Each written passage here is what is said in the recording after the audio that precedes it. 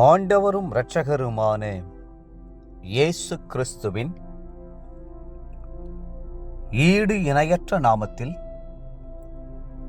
அன்றன்றுள்ளப்பம் வாசகர்களுக்கு எங்கள் அன்பின் வாழ்த்துக்கள். 2025 ஆண்டு மே மாதம் 12ஆம் தேதி திங்கட்கிழமைக்குரிய தின தியானம். இன்றைய தலைப்பு உங்களுக்கு அதிகாரங்கள். யோவான் 14:12 சொல்லுகிறது, என்னை விசுவாசிக்கிறவன் நான் செய்கிற கிரியைகளை தானும் செய்வான், இவைகளை பார்க்கிலும் பெரிய கிரியைகளையும் செய்வான். இயேசு கிறிஸ்து இந்த உலகத்தில் செய்த கிரியைகள் அனைத்துமே மகா வல்லமையானவை. அவர் பிசாசுகளை துரத்தினார், நோய்களை குணமாக்கினார், குஷ்டரோகிகளை சொஸ்தமாக்கினார், மரித்தோரை எழுப்பினார் மற்றும் பலத்த அற்புதங்களை செய்தார். நம்முடைய ஆண்டவராகிய இயேசு கிறிஸ்து எல்லா நாமத்துக்கும் மேலான நாமத்தையும், எல்லா வல்லமைகளுக்கும் மேலான வல்லமையும், எல்லா அதிகாரத்துக்கும் மேலான அதிகாரத்தையும் பெற்றிருக்கிறார். வானத்திலும் பூமியிலும் சகல அதிகாரமும் அவருக்கு கொடுக்கப்பட்டிருக்கிறது. மத்தேயு 28:18 வேதம் சொல்லுகிறது, பிலிப்பியர் 2ஆம் அதிகாரம் 9, 10 மற்றும் 11ஆம் வசனங்களில் தேவன் எல்லாவற்றுக்கும் மேலாக அவரை உயர்த்தி இயேசுவின் நாமத்தில் வானோர், பூதலத்தோர், பூமியின் கீழானோருடைய முழங்கால் யாவும் முடங்கும்படிக்கும், பிதாவாகிய தேவனுக்கு மகிமையாக இயேசு கிறிஸ்து கர்த்தர் என்று நாவுகள் யாவும் அறிக்கை பண்ணும்படிக்கும் எல்லா நாமத்திற்கும் மேலான நாமத்தை அவருக்கு தந்தருளினார். அவ்வளவு அதிகாரமும் வல்லமையும் படைத்த ஆண்டவர் நம்மை பார்த்து, அன்போடு என் பிள்ளைகளே, நீங்கள் என்னை விசுவாசித்தால் நான் செய்த கிரியைகளை நீங்களும் செய்வீர்கள், இவைகளை பார்க்கிலும் பெரிய கிரியைகளையும் செய்வீர்கள் என்று சொல்லி ஆசீர்வதிக்கிறார். ஆம், நாம் கர்த்தருடைய நாமத்தினாலே ஜனங்களுக்கு அற்புதங்களை செய்து ஆறுதலையும் தேறுதலையும் கொண்டு வர வேண்டும்.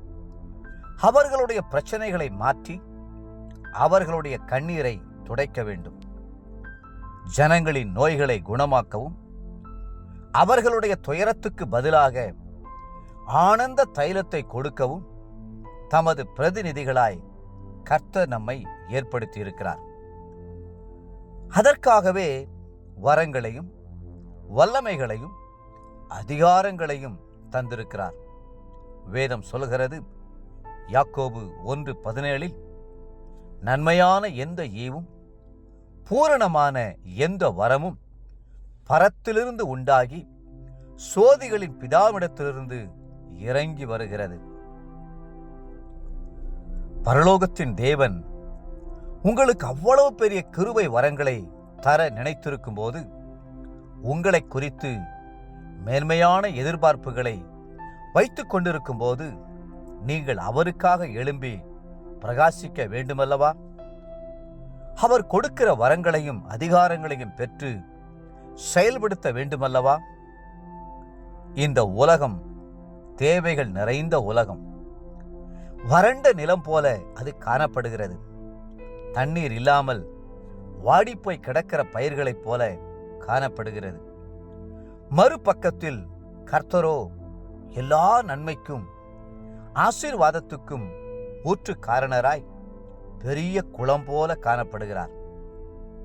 தேவப்பிள்ளைகளே, அந்த பெரிய குளத்தையும் வறண்ட நிலத்தில் உள்ள பயிர்களையும் இணைக்கிற கால்வாயாக நீங்கள் செயல்படும் போது அநேக ஆசீர்வாதங்களை கொண்டு வருகிறவர்களாய் இருப்பீர்கள். இன்றைய நினைவிற்கு 1 கொரிந்தியர் 14:1 அன்பை நாடுங்கள், ஞான வரங்களையும் விரும்புங்கள், விசேஷமாய் தீர்க்கதரிசன வரத்தை விரும்புங்கள். இன்றைய வேத வாசிப்பு காலை 2 ராஜாக்கள் 15 மற்றும் 16 அதிகாரங்கள். மாலை லூக்கா 3 அதிகாரம் 1 18 முடிய. அன்புக்குரிய அன்றனுள்ளப்பம் வாசகர்களே, மீண்டும் உங்களை வாழ்த்துகிறோம். கர்த்தர் உங்களுக்கு அளவில்லாத வரங்களை கொடுத்திருக்கிறார். அவைகளை கர்த்தருடைய நாமம் மகிமைக்கென்று பயன்படுத்துங்கள். கர்த்ததாமே உங்களை ஆசீர்வதித்து மென்மேலும் உயர்த்துவாராக. ஆமென். ஆமென்.